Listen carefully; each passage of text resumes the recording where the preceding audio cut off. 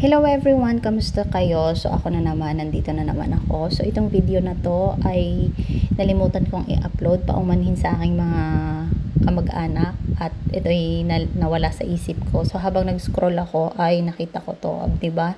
Nakakamiss ang magsama-sama ang mga magkakamag-anak at sabay-sabay na kumakain ng dinner. So maraming salamat po sa aking butihin at napaka-supportive na Kuya Yuli and Ate Rina. Salamat sa pag-host ng napakasarap na dinner. And huwag kayong magsasawa na kami imbitahin lagi sa inyong tahanan. So ngayon, sabay-sabay nga kami dyan kumain at may pasoju pa. So cheers everyone. Yung mga bata dyan, soft drinks lang yung ininom. So cheers po and God bless everyone. At see you again mga kamag-anak sa mga susunod na pagtitipon. At mag-iingat po tayong palagi. Bye-bye!